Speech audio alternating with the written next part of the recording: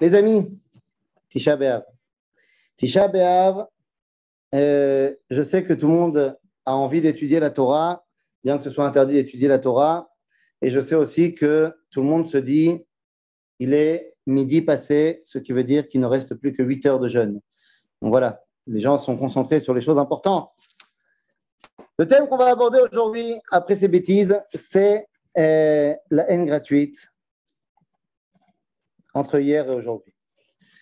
J'entends depuis beaucoup trop longtemps, depuis ces derniers mois, qu'on est au bord d'une guerre fratricide, guerre civile, guerre comme ci, guerre comme ça.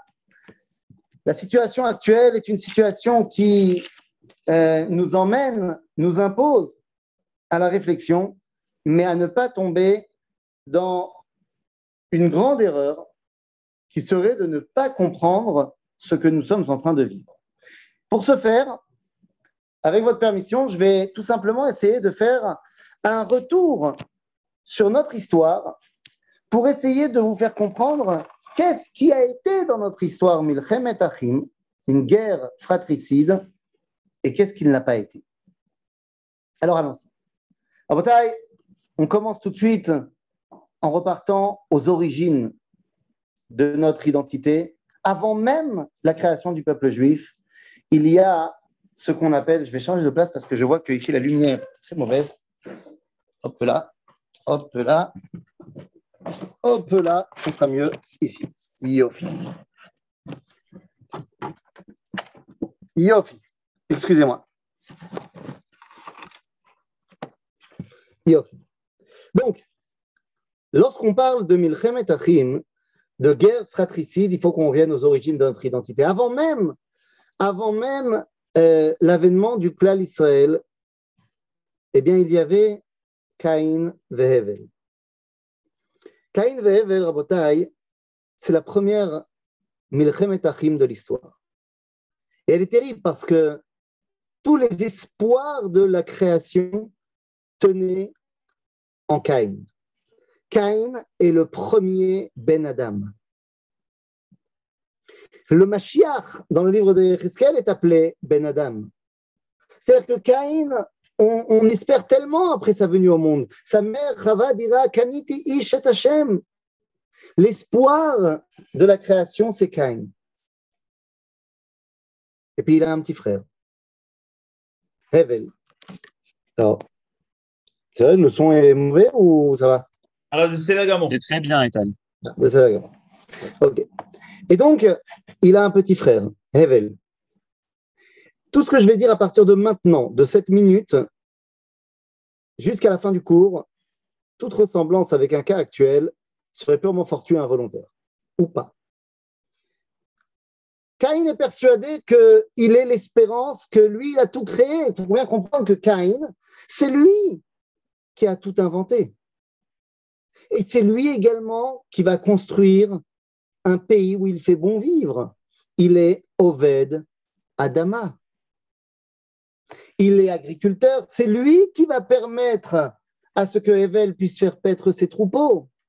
En d'autres termes, Caïn a construit le pays avec ses idéaux à lui, qui sont que je suis Caïn, je suis le premier, donc c'est d'abord moi et après les autres. Et donc à un moment donné, il décide également d'inventer le lien avec Dieu. Et il va donner un korban. Ah, évidemment, un korban de ses plus mauvais fruits, parce que d'abord il a pris pour lui, c'est sa nature. C'est comme ça qu'il a créé son pays, avec ses idéaux. Hevel, c'est le petit frangin. Vous savez, le petit frère qui copie tout le temps l'aîné. Seulement, comme il copie l'aîné, il a pu voir aussi ce que l'aîné il a fait de bien et de pas bien. Et il ne reproduit pas les erreurs de l'aîné. Résultat des courses, il réussit. Vous savez comment c'est dur d'être l'aîné? Vous savez comment c'est dur d'être l'aîné?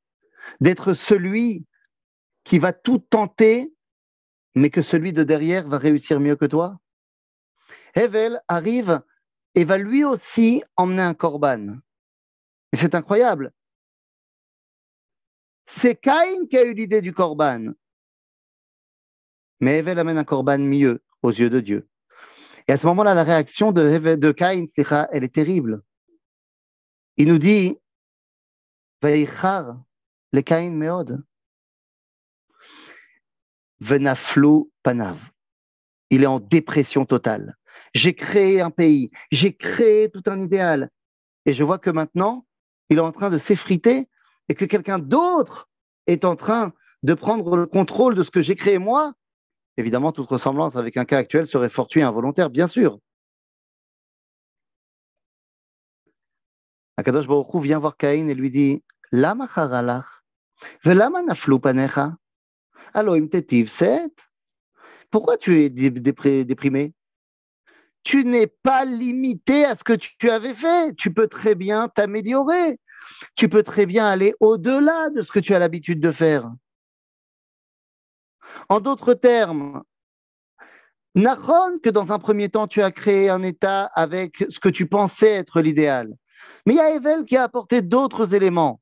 Va apprendre de lui et tu vas les ajouter aussi à ton idéal. Et à ce moment-là, Caïn essaye. Qu'est-ce qu'il essaye? Il va voir Evel. Et là, on nous dit, va yomer Caïn el Hevel achiv. Il lui a dit. Mais qu'est-ce qu'il lui a dit? On ne sait pas. Parce que directement, le texte continue en nous disant, va yakom Hevel al Caïn, va comme Caïn al Hevel achiv, va ibiotam basade, va yargeu. Et Caïn s'est relevé sur Hevel et il l'a tué quand il était dans le champ. Nos sages nous disent, mais qu'est-ce qui s'est passé? Il a voulu parler avec Hevel. Mais le problème, c'est que lorsqu'il est arrivé devant Hevel, eh bien, toute la rancœur a pris le pas et il a essayé de l'attaquer. Hevel, plus fort, l'a mis au sol. Caïn a dit, c'est bon, c'est bon, c'est bon, tout va bien, désolé. Hevel le relâche et Caïn l'attaque et le tue. Les amis, nous sommes dans la première guerre fratricide qui a été causée à cause, ça ne veut rien dire, mais qui a été causée suite à un non-dialogue. On a essayé de parler, finalement on n'a pas réussi à parler et ça a amené à la guerre civile. La deuxième étape sera des années plus tard. Abraham a deux fils, Yitzhak et Ishmaël. Alors certes, ils ne sont pas vraiment frères, mais quand même un peu. Et là, les choses sont encore plus simples. Est-ce qu'il y a guerre entre les deux? Bien sûr. Nous disent nos sages, Rabbi Shimon Bar Yochai Omer, que Ishmaël lançait des cailloux, des pierres, en la direction de Yitzhak. Toute ressemblance avec un cas actuel serait fortuite et involontaire, bien sûr. Il lui lançait des pierres, pourquoi? Pour l'annihiler en disant « Je suis l'aîné et c'est moi qui hérite ». Ici, il n'y a aucun dialogue. Chez Caïn et Hevel, il y a eu tentative de dialogue, ça a échoué. Guerre fraternelle. Et entre Yitzhak et Ishmaël, il n'y a aucun dialogue. Et puis on avance dans l'histoire et on arrive à Esav et Yaakov. Rabotai, Esav et Yaakov, il n'y a pas eu de guerre. Il n'y a pas eu de guerre entre Esav et Yaakov. Alors, c'était prévu. Esav avait prévu de tuer Yaakov. Et Yaakov était prêt à se défendre. Mais finalement, ils ont parlé. Finalement, ils ont parlé et ils ont réussi à empêcher la guerre. C'est génial. Donc, on n'a qu'à dire que le prototype Esav et Yaakov, c'est l'idéal. Non. Certes, le dialogue a permis d'empêcher la guerre, ce qui n'a pas eu le cas, ce qui n'a pas été le cas pendant les deux premiers. Mais comment ils décident de régler le problème entre eux, Esav et Yaakov? Séparons-nous. Séparons-nous. Moi, je vais à Séhir. Tu veux venir? Non, Toda, merci beaucoup. Je ne viens pas avec toi. Je ne viendrai que beaucoup plus tard. Dans la Géoula. Mais Yaakov ne vient pas avec Esav. Esav et Yaakov se séparent et ne seront plus connectés l'un avec l'autre. Les amis, Yaakov et Esav ont réussi à ne pas s'entretuer en n'ayant plus aucun contact l'un avec l'autre. Ce n'est pas une solution non plus. Alors, on a dit le premier, il y a eu une tentative de dialogue, Caïn et Hevel, ça a échoué, il y a eu guerre. Le deuxième, Yitzhak et Ishmaël, il n'y a même pas eu de tentative de dialogue, il y a eu guerre. Le troisième, il y a eu dialogue, il n'y a pas eu la guerre, mais on n'a pas réglé le problème, on s'est tout simplement séparés. Et puis arrive le quatrième. Le quatrième, Rabotai, c'est Yosef et ses frères. Oh, papa. Cette fois, on est en plein dans le peuple juif. Yosef et ses frères, est-ce qu'il y a un dialogue? Rabotai, il n'y a pas de dialogue entre Yosef et ses frères. Il y en a un qui parle tout le temps. Il y a Yosef qui parle, c'est un vrai monologue. Et vas-y que je te raconte le premier rêve et le deuxième rêve, et après je vais parler à papa. Tout ce que dit Yosef est vrai. Pas un mensonge. Tout ce que dit Yosef est basé, argumenté. Il a raison. Mais le problème, c'est que ses frères ne sont pas prêts à entendre ce qu'il a à dire. Ou du moins pas comme ça.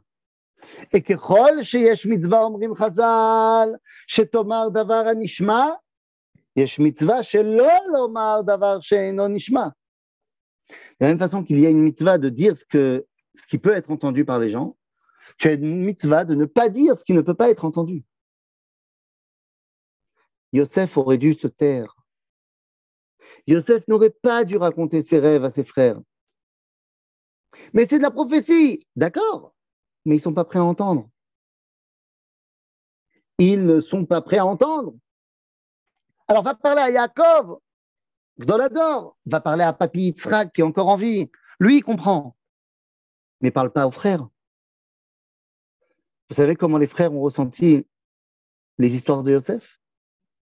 Mais comme quelqu'un qui est mitnassé alem, comme quelqu'un qui se prend pour quelqu'un de hautain, qui dit vous ne savez pas, moi je sais. Comme si ça pouvait arriver dans le peuple juif qu'il y ait des parties du peuple qui ne veulent même pas dialoguer avec les autres parce que eux ils sont au-dessus. Et si vous êtes très honnête dans votre réflexion, vous saurez que des gens comme ça, on en trouve aujourd'hui des deux côtés de la carte politique. Des religieux, des pas religieux, des gauches, des droites. On en trouve partout des comme ça. Et donc, ils vont le balancer dans le puits. Ils vont vouloir le tuer. Guerre fratricide. La fois suivante sera la faute du Vaudor. Durant la faute du Vaudor, Rabotai, Moshe, sous l'ordre de Dieu, va tuer 3000 personnes. Et ne me dites pas, c'est une guerre justifiée, c'est Dieu qui a dit. Oui, je sais que c'est une guerre justifiée. Je sais que c'était Avodah Zarah. Mais les amis, Avodah Zarah, je sais que normalement, d'après la Torah, Avodah Zarah, Shfichut Damim Gilurayot, c'est passible de mort. Mais vous pouvez l'expliquer dans tous les sens que vous voulez. On a eu une journée, le 17 Tammuz, où Moshe a demandé à Yoshua de prendre les Lévi'im et de tuer 3000 juifs. Même s'ils le méritent, il s'agit ici d'une guerre fratricide terrible. Terrible. Tu te lèves le matin, tout le monde est en vie, l'après-midi, il manque 3000 personnes. Et si toi, tu es le père d'un de ceux qui a été tué par Moshe et Yoshua, comment tu te sens quand on va te dire non mais c'était justifié? Les amis, durant la faute du Vaudor, la guerre fratricide est déclenchée à cause d'un surplus de religiosité. Encore une fois, je sais bien que c'est Akadosh Baruch Hu qui nous dit de faire ça. Mais est-ce qu'on n'aurait pas pu s'en passer?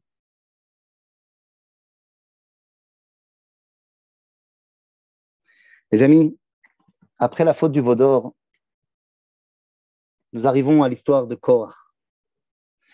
Dans cette histoire de Korach, il n'y a pas 3000 personnes qui suivent Korach, les amis. Korach, il a la moitié du peuple avec lui. Ah, j'exagère peut-être. Une grande partie du peuple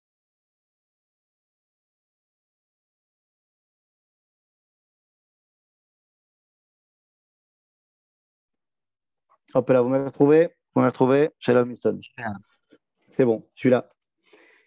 Une très grande partie du peuple est avec Korah, à tel point que mon cher Rabbeinu va dire la chose suivante. Ribono shel olam. Je sais bien que si tu veux que je gère moi, je vais devoir tuer des dizaines de milliers de juifs. Hors de question. Tu gères toi. Et donc, oui, beaucoup vont mourir de Chet Korah. Mais ce ne sera pas une guerre fratricide. C'est Dieu qui gère. Dieu qui gère, c'est pas moi. Moi, je suis incapable de prendre les armes contre mes frères. Parce que Moshe, il a encore le traumatisme de l'histoire de la faute du Vaudor à Botaï. Vous croyez que comment il l'a vécu, Moshe? Yishal kochacha sheshibarta. Moshe brise les louchot. Pourquoi? Pour ne pas avoir à briser le peuple juif. Parce qu'un Israël fait le Vaudor, et Dieu lui dit, mais ça c'est l'idolâtrie c'est Chav Mita. Et Moshe, il brise les tables, il dit, voilà, c'est pas marqué que c'est interdit pour sauver les juifs. Et à la fin de la journée, il se retrouve contraint de tuer 3000 juifs. Vous croyez qu'il a kiffé? Pas du tout. Si bien que dans l'histoire de Korach, il dit, bah, c'est toi qui gères, moi je ne fais plus ça.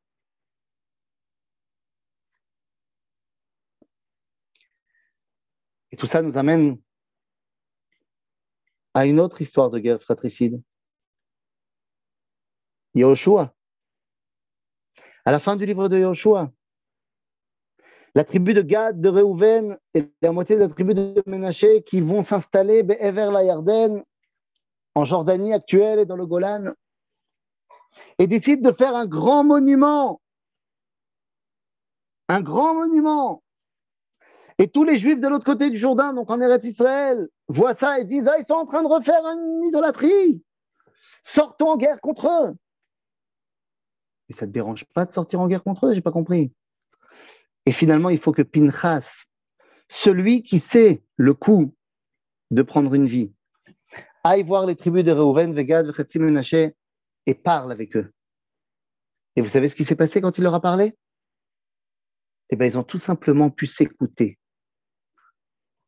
Et il leur ont dit, mais on n'est pas du tout en train de faire d'idolâtrie. Au contraire, ce n'est qu'un monument de témoignage pour nos enfants, pour leur dire justement qu'ils sont connectés avec ceux de l'autre côté du Jourdain. Là-bas, le dialogue a marché. Et il n'y a pas eu de guerre.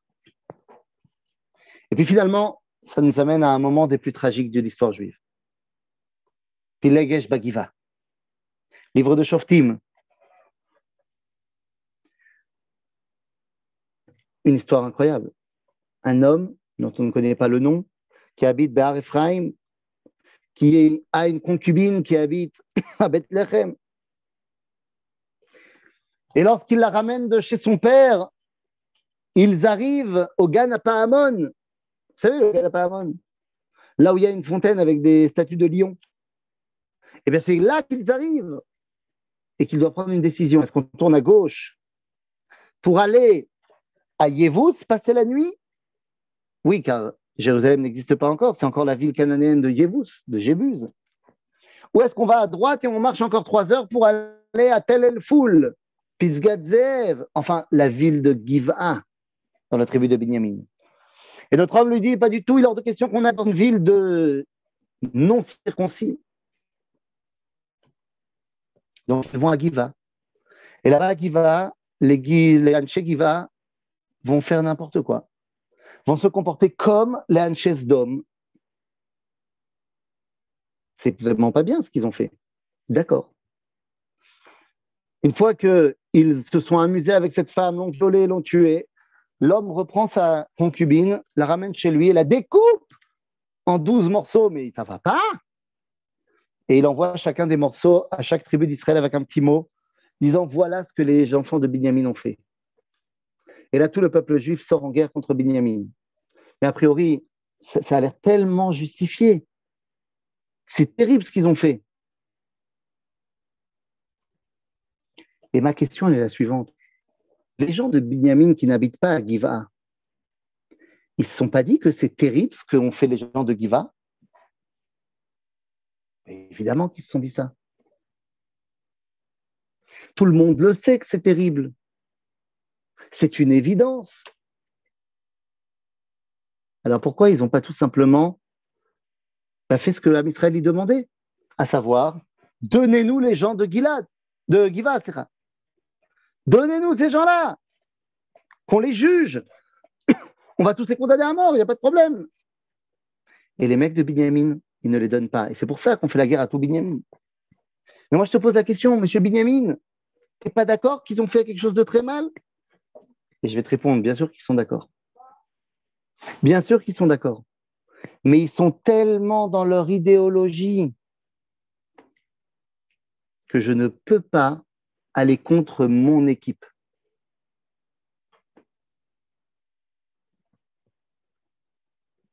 Toute ressemblance avec un cas actuel, c'est simplement fortune involontaire. J'ai mon équipe. Je m'en fous si l'un des membres de mon équipe ou mon capitaine, ils font n'importe quoi, je suis obligé de défendre les couleurs de mon équipe.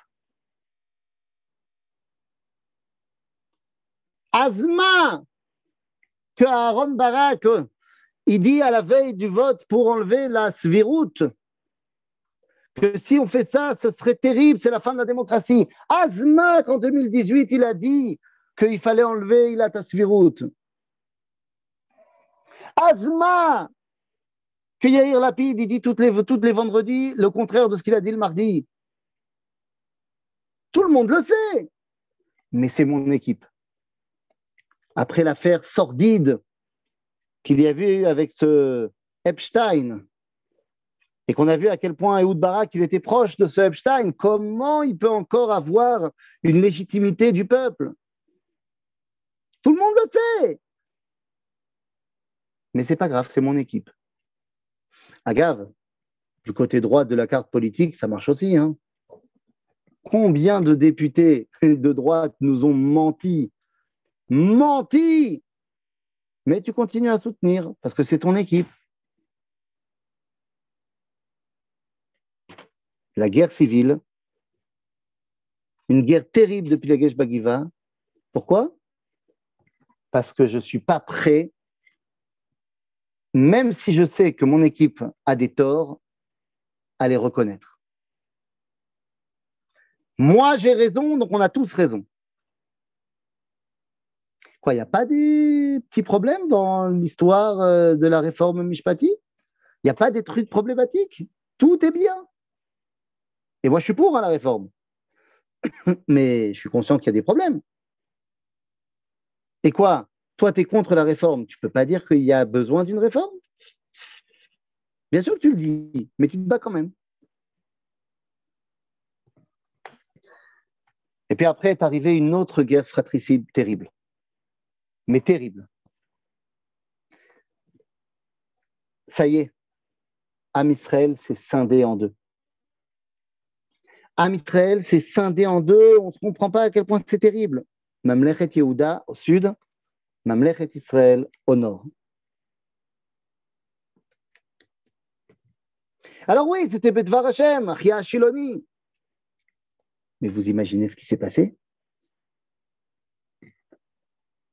C'est comme si on disait qu'on faisait un État avec pour capitale Tel Aviv et un autre État avec pour capitale Jérusalem. Un État de religieux, un État de pas religieux. Non, mais on se croirait dans une mauvaise série de Netflix.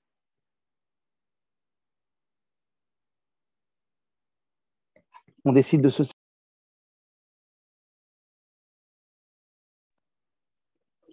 se séparer. Mais le problème, c'est que cette séparation, elle est étatique. Résultat des courses, eh ben, on se fait la guerre. Parce que quand il s'agit d'États qui ne sont plus d'accord les uns avec les autres, on ne règle pas ça à l'amiable. On règle ça par la guerre. Il va y avoir la guerre entre Avia ben Rechavam et Yerovam ben Nevat.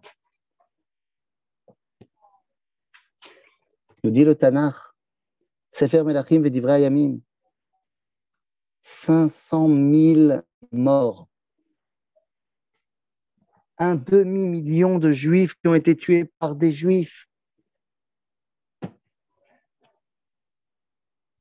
Tout simplement parce que la guerre, elle est politique et que tu t'es créé 2 pays au lieu d'un. Alors, vous inquiétez pas, on continue. Hein. Ça va nous amener tout ça à la guerre fratricide du Second Temple. À l'époque du Second Temple, Rabotai, à l'époque du Second Temple, il y a une Torah extraordinaire. Kulam lomdim Torah. Bien sûr. Mais chacun a une chita différente, une idée différente. Il y a Beth Hillel, Beth Shammai. Nous dit le Talmud, le jour où se sont séparés Beth Hillel et Beth Shammai a été dur comme le jour du Vaudor. Donc ça voudrait dire quoi? Qu'il y a eu 3000 morts ce jour-là aussi? Ils s'entretuaient, Beth Hillel, Beth Shammai. Mais parce que chacun était persuadé d'avoir raison. La milchama de Baït Sheni, c'est de dire j'ai raison. Et donc, comme moi j'ai raison, toi t'as tort. Et si toi t'as tort, bah, ou tu penses comme moi, ou tu es un terroriste. Un peu manichéen, non? Et résultat des courses, eh bien, on va s'entretuer dans la ville avant même que les Romains n'arrivent.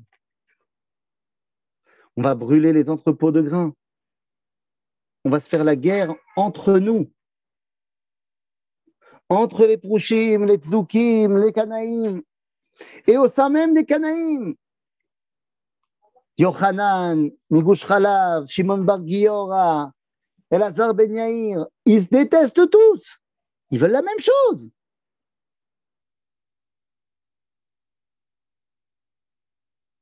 Kamsa ou Bar Kamsa. Vous la connaissez tous, cette histoire. Aou Gavra, cet homme riche qui invite tout le monde. Et vous savez qui est là-bas, hein?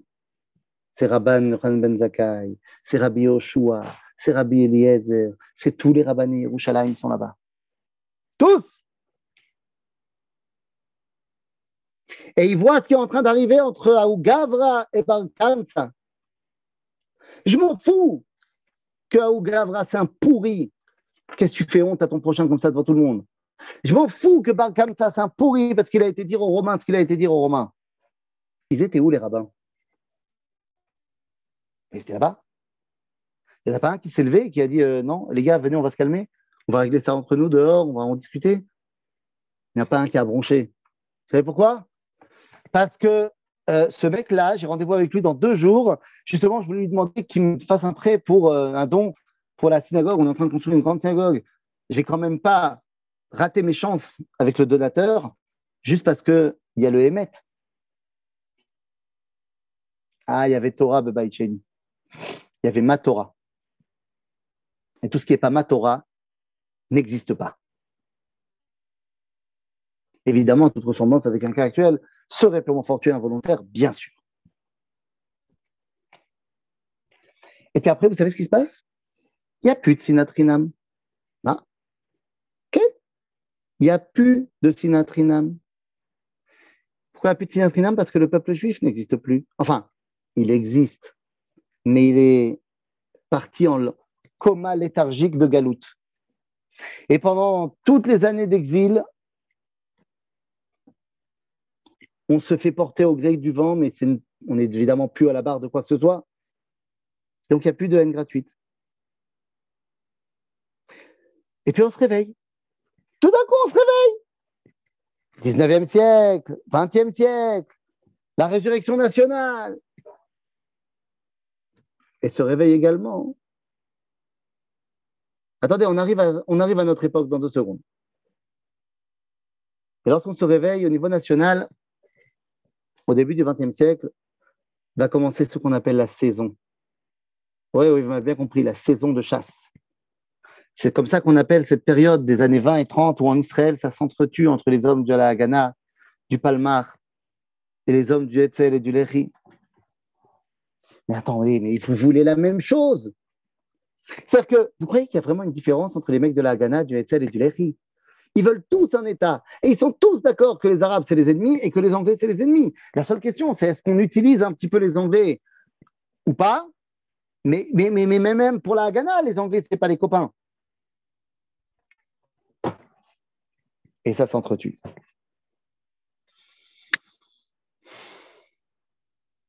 Mais on ne va pas aller à la guerre civile. Ça s'entretue parce qu'on est en train de se réveiller. C'est le réveil national. Et dans ce réveil national, tu sais ce que c'est? Quand il y a quelqu'un qui vient de te réveiller, et tu sais qu'il faut se lever, tu sais qu'il a raison, mais tu le tapes. Tu dis, laisse-moi tranquille, arrête! Et tu fais des mouvements brusques. Et finalement, à un moment donné, tu te réveilles.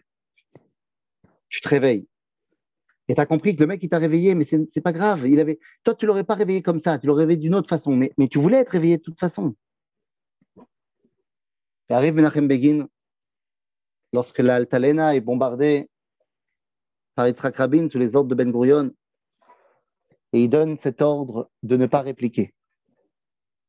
Menachem Begin, alors qu'il sera plus tard le Premier ministre de l'État d'Israël, qui va faire la paix avec l'Égypte, qui va détruire la centrale atomique d'Irak, il dira quand même que l'acte le plus important qu'il a fait dans sa vie, c'est d'ordonner de ne pas rendre le feu, de ne pas répliquer face à la Haganah lors de l'Altalena.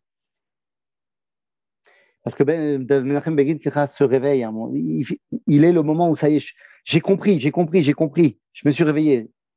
Et donc non, calme-toi, on ne va pas faire la guerre civile. Et puis voilà, Am Israël s'est réveillé, a reconstruit son pays. Pourquoi est-ce que... Ah ouais, 3 minutes.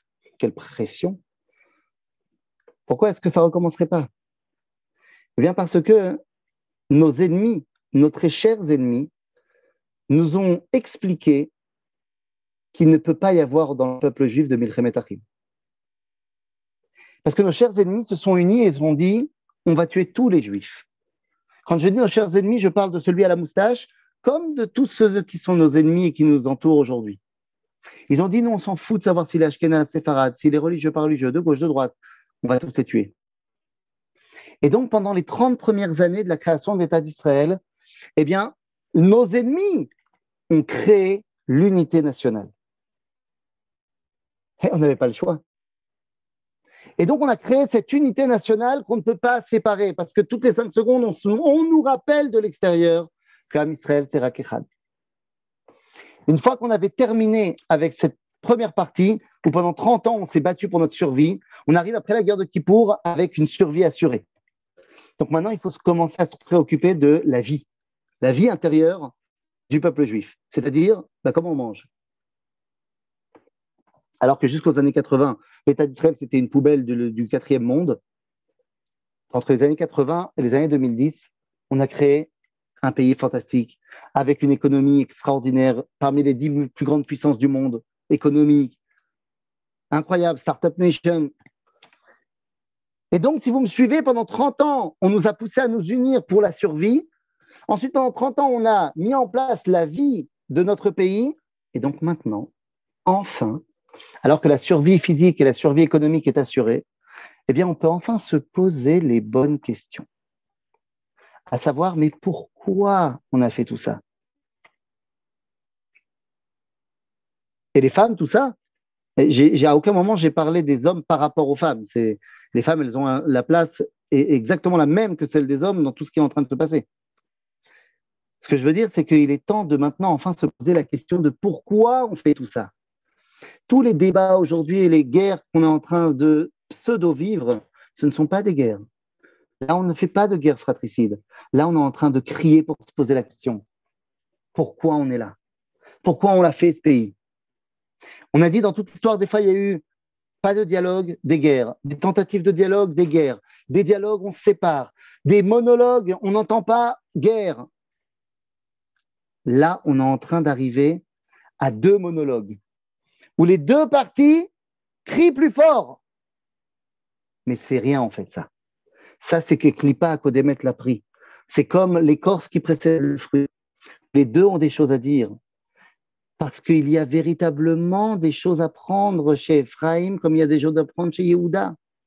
Parce qu'il y a des choses à prendre dans le monde de la Torah, et il y a des choses à bannir dans le monde de la Torah. Le fait qu'on doit étudier la Torah depuis le CP, c'est fondamental. Le fait qu'on doit aller à l'armée même quand on étudie la Torah, c'est fondamental. Le fait qu'on doit apprendre à aimer l'économie de son pays et de travailler, c'est fondamental. Le fait qu'on a envie d'avoir une élite qui domine une autre élite, c'est pas possible. Tu as raison, même dans la révolte du ghetto de Varsovie. Jusqu'à ce que finalement les mecs de la Shomer HaTzaïr comprennent qu'ils n'étaient pas assez bien entraînés. Ils ont été fait rappeler aux mecs du Hatsi. Et finalement, ils ont quand même été ensemble. Ce que je veux dire, c'est que ce que nous vivons aujourd'hui n'est pas du tout une guerre civile, ni une guerre fratricide. Aujourd'hui, on a deux grands univers qui s'appellent dans le langage de la Torah, du Tanakh, Etz Yehuda et Etz Ephraim, qui ne se font pas la guerre, qui essayent de faire entendre leur voix. Parce que oui, il y a des choses nachonot, il y a des choses vraies chez eux comme chez eux.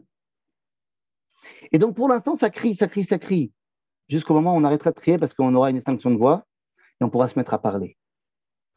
Et on faudra être honnête et dire ce qui va d'abord pas chez moi avant de dire ce qui va pas chez toi. De dire ce que j'ai de bien à proposer avant de dire ce que tu as de mal à proposer. Nous sommes la génération du dialogue retrouvé. Alors, au début du dialogue, on crie, parce qu'on croit que sinon on ne va pas nous entendre. 2 secondes, calme-toi, et après on parle. Ça fait 75 ans que l'État d'Israël a ressuscité. Je vous rappelle que 75 ans après la sortie d'Égypte, c'était l'époque de Pilegesh Bagiva, c'était l'époque de cette drame où on a failli détruire toute une tribu d'Israël. Nous n'en sommes pas du tout là, et nous n'en serons pas là. Nous sommes en train de mettre les bases du dialogue qui vont nous permettre d'arriver à une symbiose véritable entre ce que représente Yehuda et ce que représente Ephraim. Une symbiose entre Mashiach ben Yosef, qui a créé l'État d'Israël, et Mashiach ben David, qui lui amène sa Neshama. L'un ne peut pas sans l'autre. Nous sommes dans la génération où nous devons comprendre que l'un et l'autre font partie des 2 faces d'une même pièce qui s'appelle Geulat Israël. Où sont les rabbanim? Eh bien, il y a les rabbanim qui prennent position, qui disent moi je vais dans cette manifestation-là, mais j'appelle aussi à un dialogue, j'appelle aussi à discuter, à m'asseoir, comme le Rav Shmuel Eliaou qui fait des rencontres avec les pilotes et ainsi de suite. Il faut qu'on commence à mettre en place un véritable dialogue pour comprendre ce que toi tu as proposé, ce que moi j'ai à proposer, mais on est très très loin de toutes ces guerres qui ont massacré et décimé l'intérieur du peuple juif. Nous sommes un seul peuple avec toutes ses différences et tous ses apports. Et nous réussirons ensemble à construire une réalité unie dans un pays multicolore. C'est exactement ce qui a été l'idéal de Shivtei Israël. L'idéal des 12 tribus d'Israël n'était pas de former une grande tribu au même drapeau, mais d'avoir 12 tribus avec 12 drapeaux qui ensemble formaient quelque chose de grand. Et je vais vous dire, et je termine par là. Be'avonotai Arabim, quand j'étais jeune, j'étais pas religieux et je regardais beaucoup trop la télé. Et lorsque je regardais des séries et une d'entre elles, c'était Power Rangers. Ça ressemble à Bioman pour les plus vieux et c'est des adolescents qui se transformaient en super-héros pour sauver le monde. Et ils étaient 5 et ils avaient chacun un super véhicule pour faire la guerre aux monstres. Seulement, à chaque fois, le monstre, il devenait trop grand. Et à ce moment-là, les 5 véhicules qui avaient 5 couleurs différentes, eh bien, ils avaient besoin de s'unir pour former un super véhicule qui réussissait à détruire le méchant. Eh bien, les amis, B'avonodai Arabim, j'ai montré des épisodes à mon fils quand il était petit. Et quand on parlait récemment de la réforme, et que je lui disais, tu sais, il y a plein de couleurs, il y a plein de drapeaux, il va falloir qu'on réussisse à unir tous les drapeaux. Il m'a dit, ah bah oui, c'est comme les Power Rangers. Alors, Alors, je ne sais pas si j'avais raison ou pas, mais en tout cas, voilà ce que je voulais vous dire aujourd'hui. Et Bezrat Hashem, Nivne Amigdash, si on arrive avant la fin du jeûne, c'est cool parce que je commence à avoir soif. Et sinon, eh bien, on se retrouve Bimera Be'amenu l'année prochaine, Be'arabait, Banouy, Shochlal, avec tous les drapeaux d'Israël. Amen, Ve'amen.